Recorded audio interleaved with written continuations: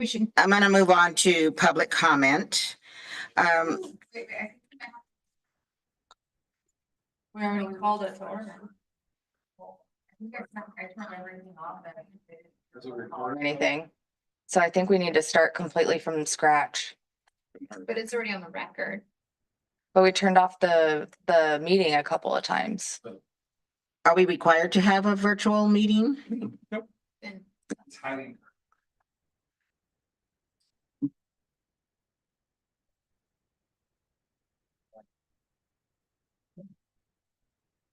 Okay, we're gonna continue the meeting due to, we had some technical difficulties, so some parts of the early on of the meeting were not recorded, but we've got the roll call, which showed we had a quorum and we did our Pledge of Allegiance. So now we're on to the public comment period.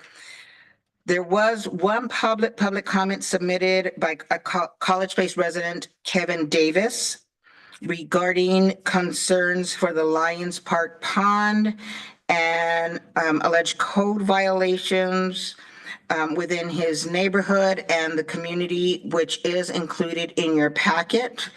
And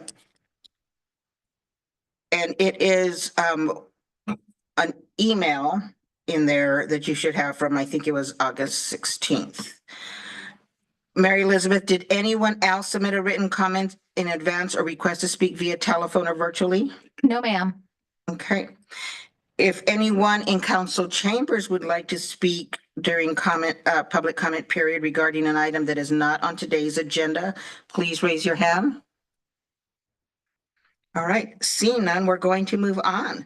We're going to our consent agenda, which consists of the agenda for tonight, August 26, 2025. The council minutes from July 22nd, 2025. The council workshop minutes from August 5th, 2025. Approving the surplus of certain SCBAs and equipment from the fire department. Approving the February 2025 financials and excusing the absence of council member Espinosa. Are there any items any member of the council would like removed from the consent agenda at this time? Make a motion to approve the consent agenda. We have- Second. Okay, we have a first and a second to approve the consent agenda as presented. All in favor, say aye. Aye. Aye. Any opposed? All right, the ayes have it and the motion is passed. Madam Mayor, Yes, ma'am. this is Councilmember Williams, and I apparently missed the roll call through the technical difficulties, but I am here. So I Yes, want it yeah, to be noted. thank you. The city clerk did recognize you since you were showing on screen. Thank you for making you. sure we got that counted. Thank you. Okay, so there's no public hearings on tonight's agenda. There's two presentations this evening for council to hear. First, Ms. Garcia is gonna have some updates with the 2025 calendar. Okay, thank you. As you guys know, things have changed a little bit around here. We have gone to quarterly meetings for some of our commission meetings, which are reflected starting pretty much, August through the rest of the year. We've also, in your packets is your calendar. We are planning on holding a special meeting on September 22nd. And that's it. Oh, and the Artful Celebration with Koala has been transferred to the Koala Creative District. All right, thank you. What? We were talking about doing a celebration in Lions Park, celebrating Koala, and yeah, they've decided to take that back. All right, any other questions?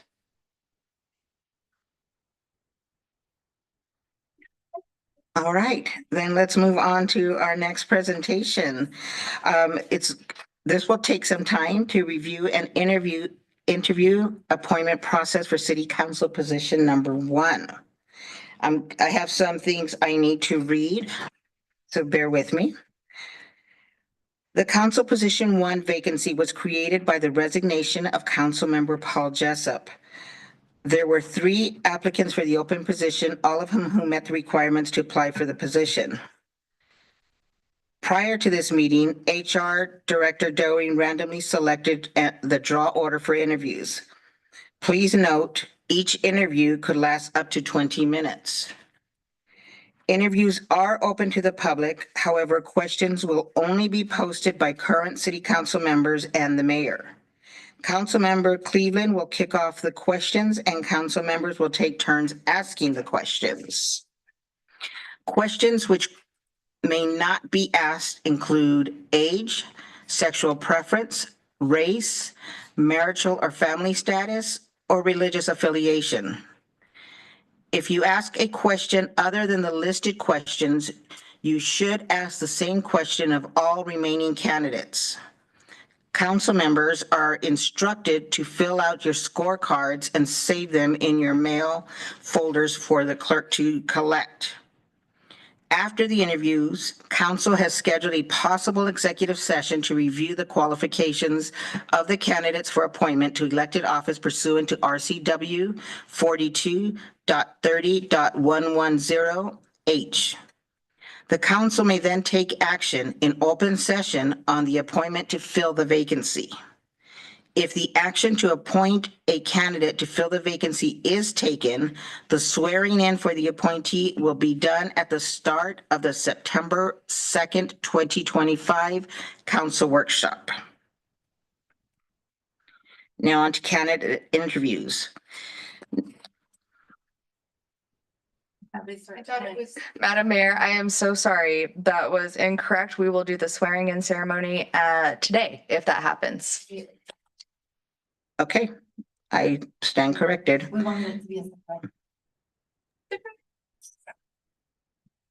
Okay, so our city clerk will announce the order of interviews. HR Director Doring will escort the second and third candidates to a safe place outside of council chambers while the first candidate interviews. Each candidate will have approximately 2 minutes to answer each question. At the end of the interview, each candidate will be given 3 minutes to add anything you think the panel should know. Okay, candidate. Let's see, wait, before interviews begin. Am I to do this at this point or as you call them, or as they are called? I'll just announce the order of interviews as selected by HR Director Doring prior to this meeting, and then then you can say to each candidate. Okay, Excuse me, Madam Mayor. Yes, ma'am. I have been looking in the board docs and I do not see the score sheet that was mentioned. oh, it's in their packets. It's in their physical packets. Yeah, probably not something that can. I can- Oh, can you email her? Yes. Well, Well, what she's gonna collect, Well, I guess, yeah. we're gotta save the scorecards and all our notes to be collected anyways for public record. I am in Western Washington, but I could fill out a scorecard and bring it into the city on Friday. that would be wonderful. The scorecard is basically discussion note, like literally, oh wait, no, it's your scores. Never mind.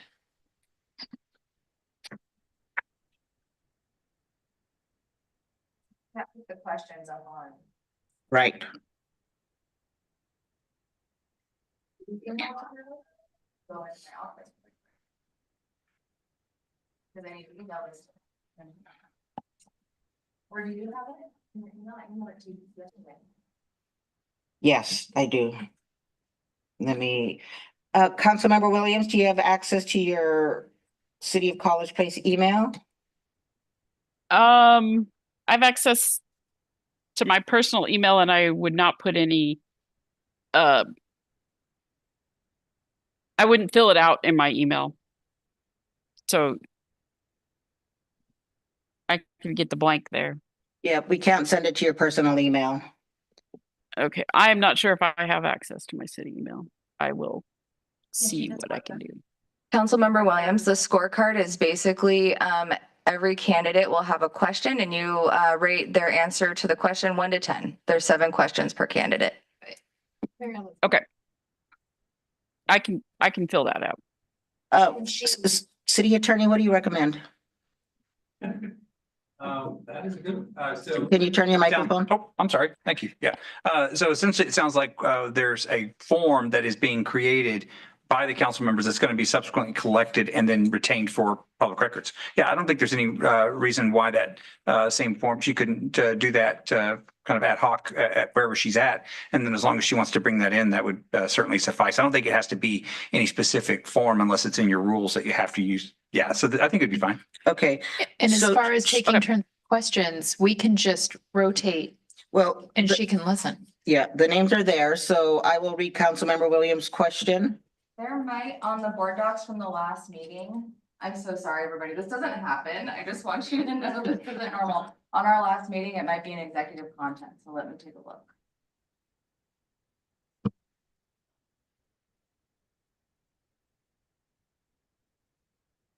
They have changed. They're on there, but they've changed. Never mind. Okay, I can, if the mayor just wants to read the question that was assigned to me, I can certainly just make a table that has each candidate, the 7 questions, and my thoughts on their answers to those questions. We're doing a score of 1 through 9, just so you know. Okay, I can do that. That's 1 through helpful. 9. Yes, ma'am. Yeah. Okay. All right. I think we're ready to go at this point. I apologize for the difficulty. Okay, the interview order below for council position 1 was drawn at random and certified. The first one will be Mr. Jordan Green, and then Mr. John Haidt, and then Mr. David Lopez. Gentlemen, the second and third, you may go ahead and read the thing first. Okay. All right. I'm going to ask you each a question. So candidate Green, are you available for the regularly scheduled city council meetings, which are usually held on the second and third Tuesday at 7 p.m. and the first Tuesday at 5:30 p.m. each month? Keep in mind, these meetings can last up to 3 hours. Yes, you are. Okay. Candidate Haidt, are you available for the regularly scheduled city council meetings for which are usually held on the second and third Tuesdays at 7 p.m. and the first Tuesday at 5:30 p.m. on each month? These meetings can last up to 3 hours. Yes, I am. Yes, you are. Okay. And candidate Lopez, are you available for the regularly scheduled city council meetings, which are usually held on the second and third Tuesday at 7 p.m. and the first Tuesday at 5:30 p.m. each month? These meetings can last up to 3 hours. Yes. Not the second and. Yes, it is the second and fourth Tuesdays. Okay, gentlemen, the second and fourth Tuesdays? It may be. It may be the third, I don't know. Oh my gosh. I was just reading, I wasn't even thinking. All right. Yes, everybody, second and fourth Tuesdays and the first. Okay. All right. Thank you, gentlemen. Appreciate your patience. This is how it's going to be.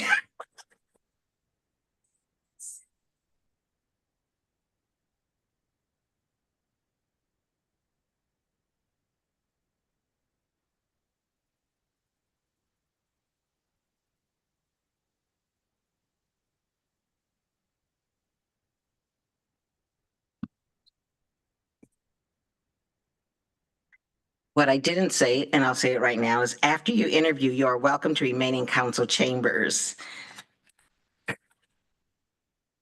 So you don't have to go to the back since you're being the first. You can hear everybody else's answers. Okay, I will now hand the floor over to Councilmember Cleveland to begin the questions. Well, where do you want? Also, when you speak, make sure you push the button, otherwise online can't hear you. Welcome, Jordan Green. First question. What do you see as the most important duty or responsibility of a city council member? It's a good question. Okay, we're good now. One more time. Most important. What do you see as the most important duty Duty. or responsibility of a city council member?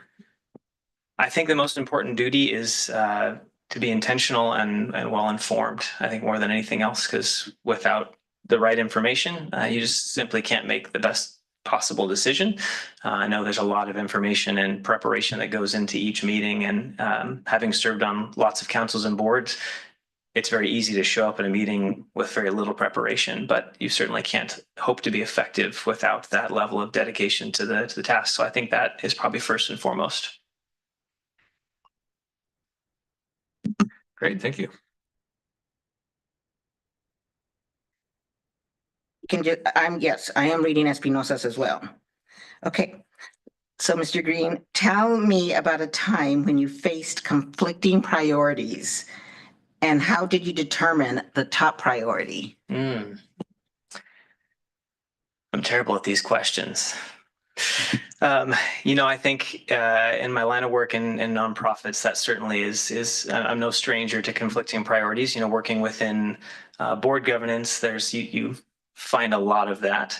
And I think my specific role as ED, while the board certainly serves as my leadership, I think one of the most important things I can do as an ED is to bring a certain amount of direction and clarity and effective communication that can overcome sometimes misunderstandings, sometimes misaligned priorities, and bring alignment through those things. So I don't know that I have a very specific incident where I can give you an example, but it's certainly something that I've had a lot of experience doing. I think it's one of my unique skill sets is as I sit in positions of leadership on boards, especially within a setting like this and on the other councils I've served on, my goal is always to be a voice that brings shared understanding where often there is separation or resistance, being that voice that can kind of bridge the gap between the two. Thank you.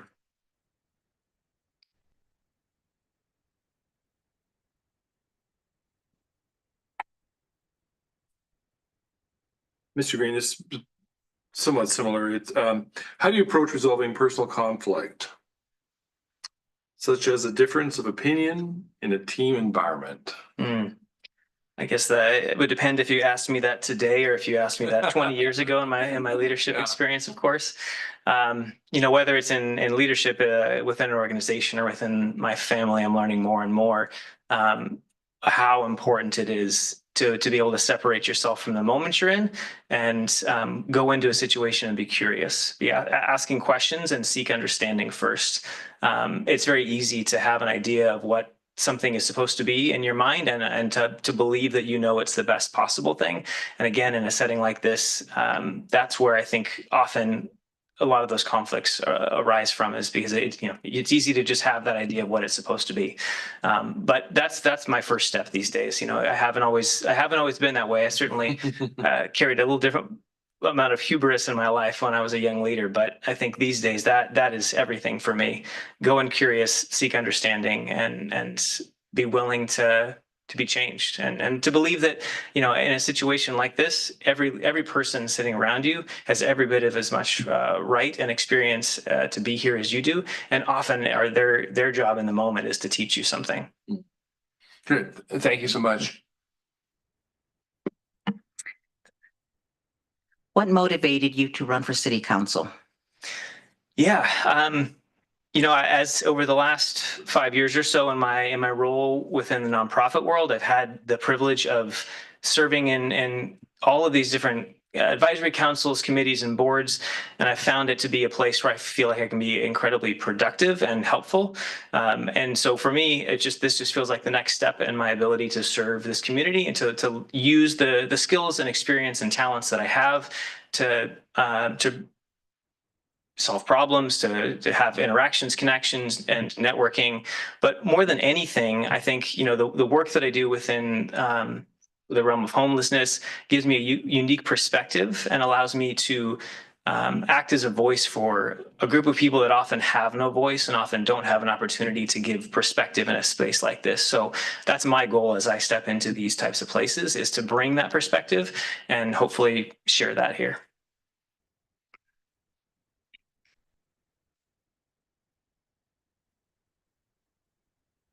What do you see as the top issues facing the city? That's question one. So what do you see as the top issues facing the city? And second is, how would you approach a solution for those identified issues? Mm. Well, I think, you know, the top issue right now, of course, is the issue of leadership, right? The loss of Mike was certainly a big one, and he played a vital role in so many things that have happened within this community and its development. And so finding a replacement for that role is so important. That's another area where I've had a lot of experience within my role in professional leadership is in hiring and bringing on individuals into unique roles, and something I very much enjoy doing. And I think that before anything else happens in this community, I think that's just such an important piece of what's next for us. Mm-hmm.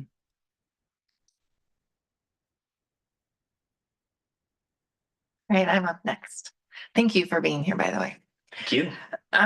How do you plan to stay connected with constituents and keep them informed? It's a good one.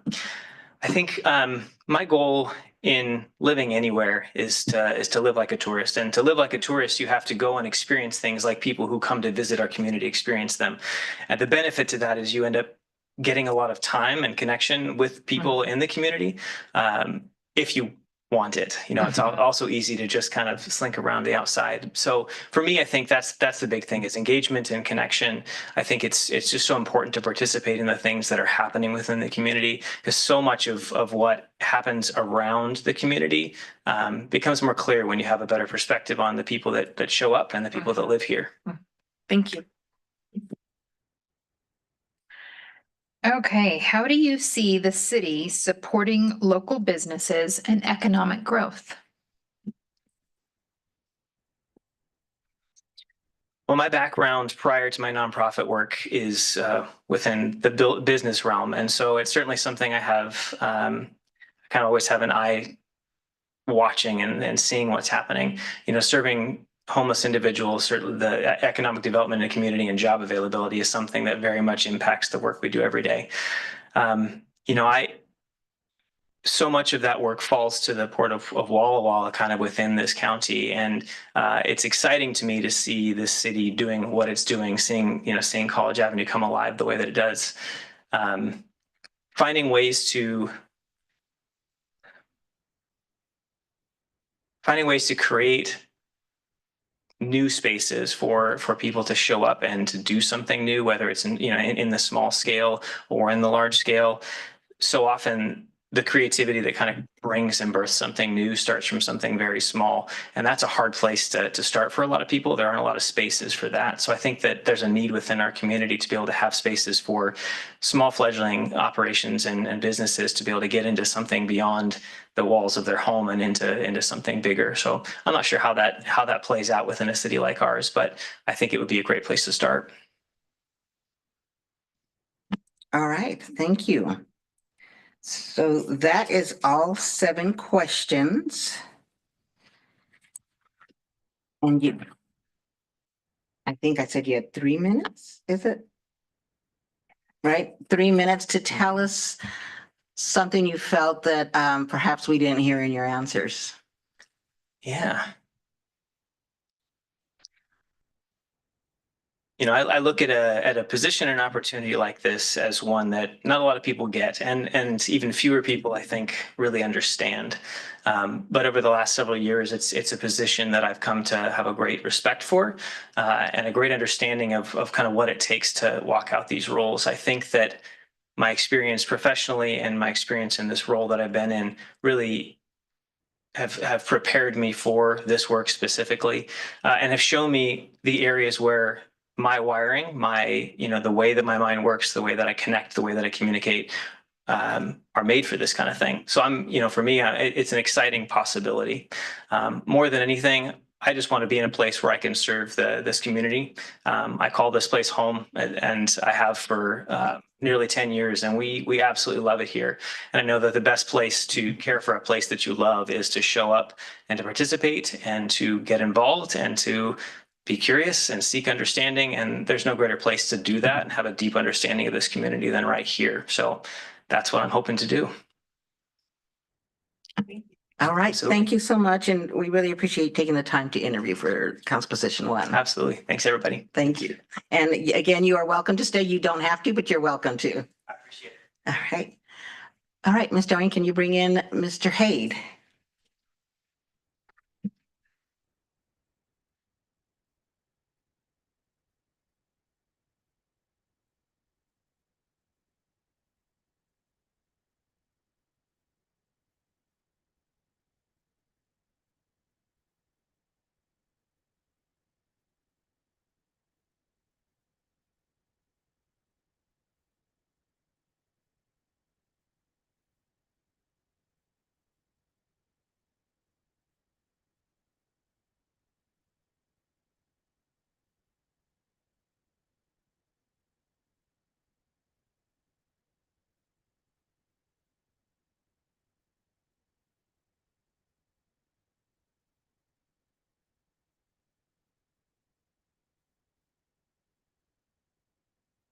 All right, welcome Right. back. Yes, Thank you, please, at the thank you. podium. Everyone hear me? Yeah. All right. Hello, everyone. Good luck. So one thing I failed to mention before you went back, that after all the questions are answered or asked and answered, you will have 3 minutes to share anything with the council you want us to know that Okay. didn't seem to in the questions. All right. All Thank you. right. So I'm gonna pass the floor over to Councilmember Cleveland to get us started with question number 1. Welcome, John Haid. Thank Thank you you. for coming this evening. My question is, what do you see as the most important duty or responsibility of a council member? Well, first of all, thank you so much for taking the time to meet with me and for these questions. I want to start off by mentioning the most important duty of a council member is to represent its people. College Place has an abundance of beauty and wonderful people, and so from a personal perspective, it's to represent those people and make sure everything we do is always citizen first. Thank you. Thank you. Thank you. Okay, I've got question number 2. Tell us about a time when you faced conflicting priorities and how did you determine the top priority? All right. Well, thank you so much for that question, actually. So in my life, I always prioritize 3 things. Top of the list for me is God, then family, and then my city. And so in my current schedule, running a lot of things. I'm coaching a youth soccer. I'm auditioning, or not auditioning, I'm rehearsing for a play, doing this, a couple of things. And so my priorities always align with my top 3. Once again, that's God, family, my city. There's always going to be conflicts, but there's always going to be a resolution of those conflicts. And so given those top 3, if it has to do with my city, it has to do with my family. It's all about conflict resolution. So I always put those 3 first, and it really just comes down to where I'm needed the most. Thank you. Thank you. John, thanks for coming in. Thank you. How do you approach resolving personal conflict, such as a difference of opinion in a team environment? In a team environment, and from personal opinion, conflict resolution is top of the priority for everything we come across. The thing that people have lost these days, unfortunately, is respect. So when it comes to conflict resolution, we're always going to have a difference of opinions, different of ideas, ideology, so on and so forth. The base of everything that we need to discuss is respect. How do we give respect to someone else that has a difference in opinion, has a different background, so on and so forth? So when it comes to conflict resolution, respect is number one. Compromise is number two. We're always looking for a win-win-win scenario. When it comes to win-win-win, what are we talking about? We're talking about you, me, and the people of College Place. How can we all win in what scenario? So unfortunately, there are scenarios that come with losses, but I will take every avenue to make sure that we all come out in a better light from whatever conflict arises. Thank you. Thank you. All right, back to me. What motivated you to run for city council? All right, thank you for the question. Going back to my top three priorities, God, my family, and the city. My family is priority to me in a lot of ways. And since we reside in College Place, everything I do is for my family. In turn, everything I do is for this city. I chose to run because I want the voices of College Place to be heard. I know this chamber and the council members have done an amazing job, and I want to be able to continue that legacy in what this city has provided to its constituents. Thank you. It's me again. What do you see as the top issues facing the city, and how would you approach a solution for those identified issues? That's a strong question. Thank you. And I'm going to go with what I see is the top issues first. We're talking affordable affordable housing and mental health for me. The third one is going to be bringing business small and big into College Place. And so those are the big three. And with any topic or any issue that arises, it always starts at the base. What knowledge do we have of it? Why are these issues here, and how can we figure out what avenue we need to go? So I couldn't give you a strategic plan on finishing, but I can tell you where we start is by learning more. For instance, what is the root cause of the affordable housing issue that we have? We need to dive into that, dive deeper, and studies here and there, figure out where other cities have done amazing jobs, where some weak points are, and how can we avoid those. But really, it just comes down to the data that we have. So to start off with any of those three topics, we need to start with data, and we need to start with some type of scope of where is this coming from? Thank you. Thank you. I'm next. Thank you for being here tonight. Thank you. How would you plan to stay connected with constituents and keep them informed? Great question. Lots of possibilities there. You have things like social media, Facebook, Instagram, which I'm kind of active in, not as much as I'd like to be, but when you're in a position that is voted in by the people, you need to be more active to that. So my go-to would be social media, and just kind of getting out there and talking to people. Continue to have that one-on-one. I'm very old school that way. I like to have face-to-face conversations, and so any chance I'd get to be out there and talking to our constituents would be top priority for me. Great, thank you. Thank you. Okay, almost done. All right. How do you see the city supporting local businesses and economic growth? Oh, great question. Well, it all depends on what tax incentives we have. Businesses usually go where they benefit the most. And so how can we have a mutually beneficial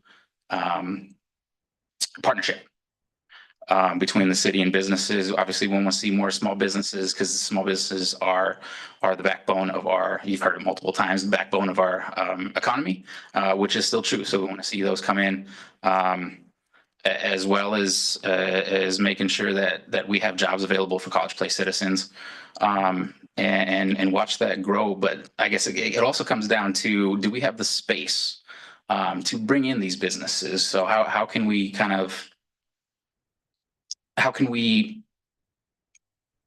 split it in half? How can we have space for businesses and affordable housing? in the same breath, if you will. And I know College Place doesn't have a lot of options at the moment, and I know things are in the works. And I'd love to be, you know, part of that team that makes that happen. But you know, to be honest with you, there's no straight answer when it comes to how because there's multiple ways, multiple avenues to support businesses, large and small. It's really what we would think of collectively as a team. All right, thank you so very much. Thank So you. the hard part's over. You have up to 3 minutes. Up to 3 minutes. Did you want to share anything with the council of anything you felt that didn't get shared in your answers? I don't know if I'll take the full 3 minutes. I just want to end this by saying thank you, everyone, for taking the time to interview all 3 of the candidates here. Great candidates. This is probably the most serious thing I've done in my life. I've had kids, moved, all the fun stuff. Out of everywhere I've been, though, coming from a Navy brat background, College Place really took a stronghold of. I'm gonna get a little sappy here. Took a stronghold of my heart. I wouldn't be here right now if I didn't believe in this city and its people. And so I just wish, and I hope everyone makes the best decision for College Place, whether it's me, whether it's not. The point is that people of College Place are going to get a great council member added onto this. So thank you again, everyone. Appreciate your time. Thank you so much. Thank You are welcome to stay in council chambers or if you prefer to go home, you can go. But you're welcome to stay and enjoy the rest. Thank you. Please go get candidate Lopez. Oh, that's right. Don't go home because I'm glad you guys chose to stay because I totally forgot. Swearing in will be done today. Thank you for, not listening to me.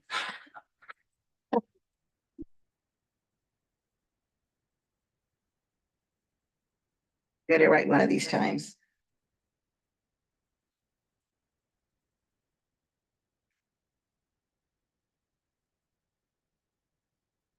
All right, welcome. Thank you. You ready? One thing I forgot to mention before you went back that there's 7 questions. Now, Okay. after you've answered all 7, you will have up to 3 minutes to share anything with the council you feel did not come across in your answers, and the questions or answers that you think that it's important for us to know. Okay. thank All you. right. Could So I I'm gonna- note that the city clerk's office is very orderly?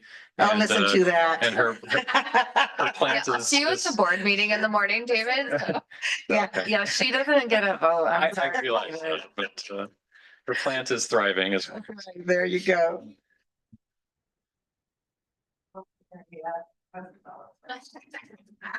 right, Councilmember Cleveland's going to start us off. Sure. Hello and welcome, David Lopez. Thank you for being here. Question, what do you see as the most important duty or responsibility of a city council member? Yeah, so from what I understand, from what you do, there's many important things, but I think one of the things is representing our citizens and being able to be a voice for them. So I would say, from my perspective, that's one of the most important things you can offer as a councilman member. Mhm. All right. So can you tell us about a time when you faced conflicting priorities and how did you determine the top priority? Yeah, so that happens on a day-to-day at my house. I have 4 little boys and they're all precious and they all think that they're the most important. And then I have, of course, my duties at the university and I run a small business and have lots and lots of different things. And so I think daily, what I do at the end of the day is create a list for the next day. So I'm not waking up wasting time and thinking about what am I going to do today, but rather I have a list to start off of. And many times I'll kind of put myself in the shoe of the other person or the other conflicting viewpoint to try to understand what does it look like from their viewpoint. And so as I'm making those decisions, it's not just me looking at from what I think is best, but trying to hopefully share a common view and be able to decide that way. But it's always a challenge, isn't it? You just have to Thank make a you. decision sometimes. Yeah. Councilmember Peterson? Thanks, David. How do you approach resolving personal conflict, such as a difference of opinion in a team environment? Yeah, I think one of the most common things that happens in a team is that there's miscommunication, or there's something that somebody does that they misunderstand it because they're not in that same culture, or they're not from that same age demographic, or whatever it may be. And so oftentimes, there's a biblical approach, to confront the person that's offended you, or that you have those questions with before you kind of go around. And so I minimize, as the director of a department and working with 18 students and an associate director, from the beginning, kind of set the boundary that we're not having any bad talk about other people. We're going to approach them directly, and we're going to talk that through. And if that doesn't work, then I'll step in and help kind of resolve that conflict together as a group. But my go-to is that they resolve it individually and directly. Thank you. Of course. Okay. What motivated you to run for city council? Yeah, I was sitting at this table, and somebody over here said, well, we're having a hard time finding, there's not people applying, there's this need, there's this void. So I wasn't aware of that before I was sitting in that meeting, and I said, well, I guess I could do that. It's such a short time. I can try to fill in if needed. Now that I see these other two great candidates, I think, well, you guys don't need me.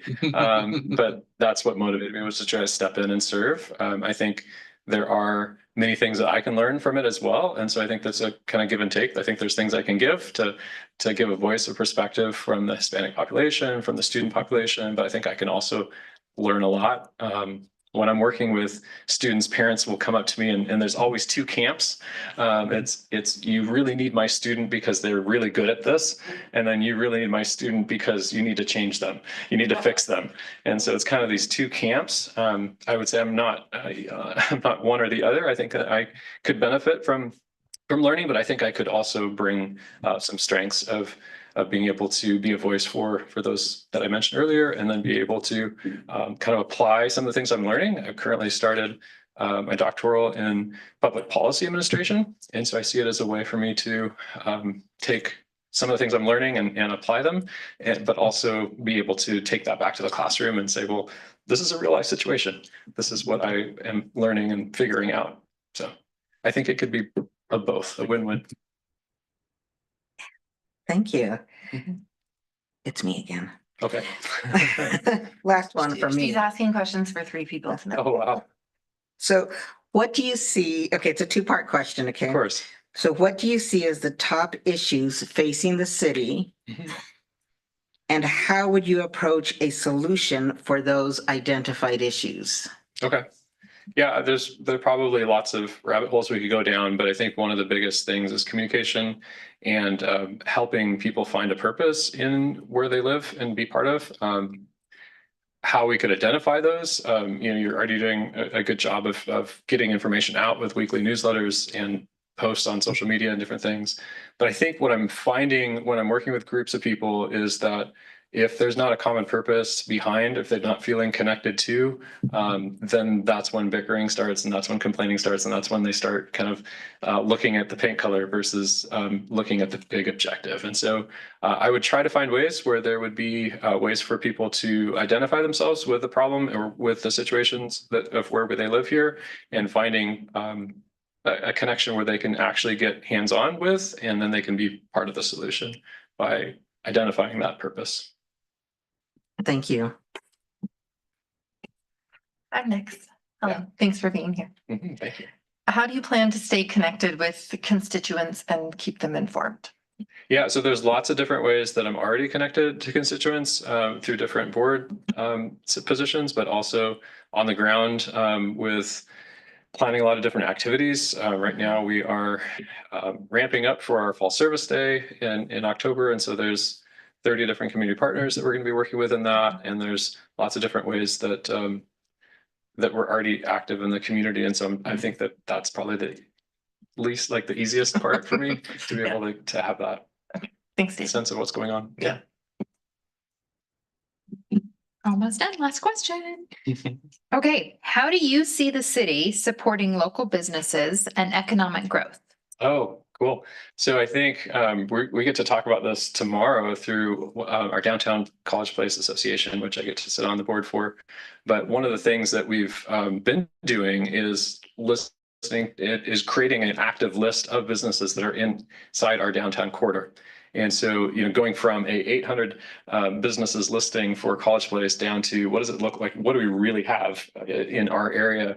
And so I think just creating that list is the first step, and then planning events, socials where they can get to know each other, where there's different ways that the city can do that in a way that's non-biased. I think that there's some really cool things that we have planned as far as what that will look like. But just starting by creating ownership within the businesses and open communication between businesses, not just directly to the city to complain, but versus together, because I think we can be stronger that way. All right, you made it through.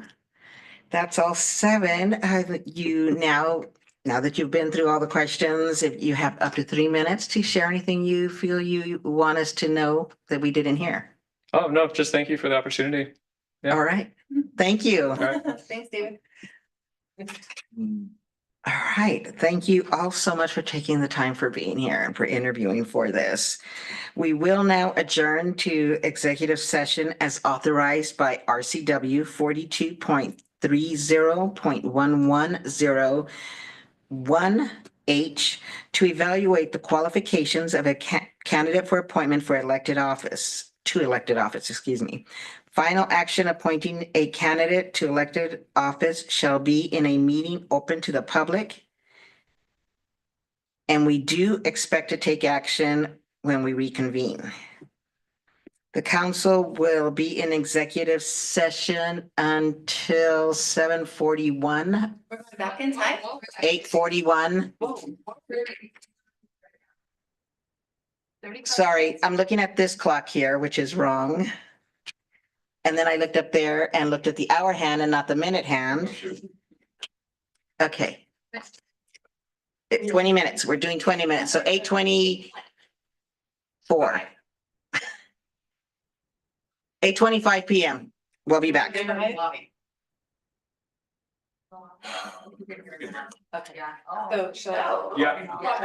I've been there before.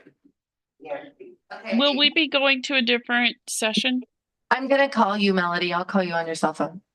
Perfect. Thank you.